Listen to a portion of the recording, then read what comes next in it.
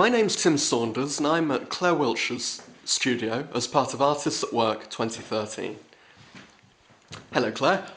Hello Tim. Now, can you tell me about your paintings, please? Okay, I'll tell you a little bit about this one. It's still wet to start with. Really? Goodness.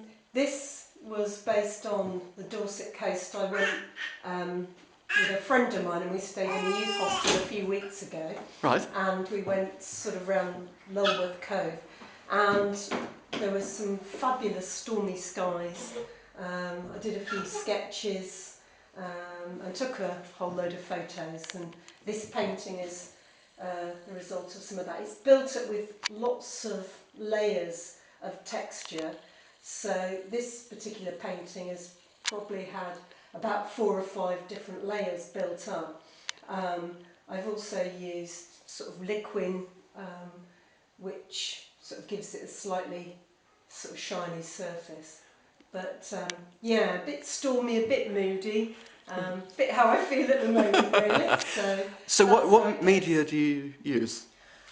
It's oil. I love oil. Right.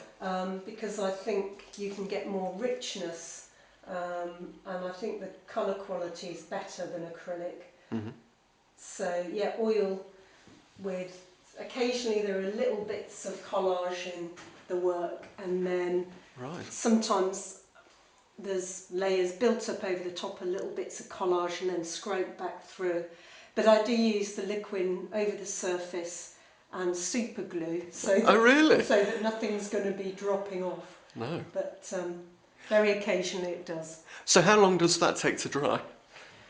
This particular painting is nearly dry, okay, but that's because I got some paint that was not correct. It was a slow drying paint, but normally it would only take about 4 or 5 days to dry maximum. Right. This has taken nearly best part of 2 weeks, but I built up this painting over a number of days. And do you work on one painting at a time? I usually work on sort of 2 paintings at a time, and this is another painting that I've recently been working on, which was about the same time, based on the New Forest, sort of October, November time. So, and this is again built up with lots of layers of texture. Some of them, like this, is called sea clearing. Right.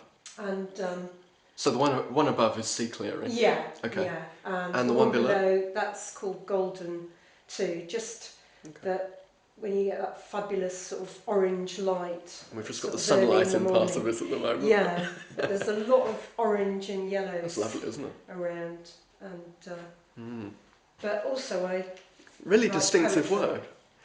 Very distinctive. How long have you been doing it for? I've been painting since I was about 13. So that's a long time. We won't go, but well over 30 years. Goodness. Well over 30 years. So. And have you always done landscapes?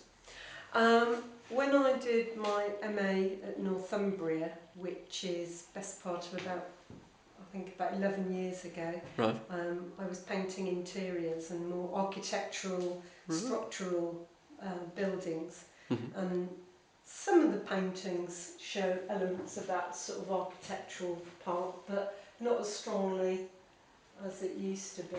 No. So tell me about the link with poetry. It's quite unique, isn't it?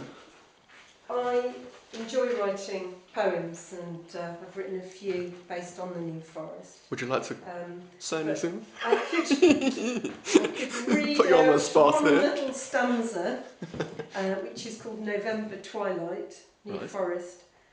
Nostalgia noses up as twilight returns. Acrid acid light reverberates, casting shadows tree to tree. Take your snake-formed roots high up. Create depth, then focus.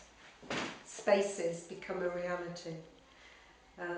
So I'm quite interested in the idea of sort of different spaces, and sort of abstracting spaces as well.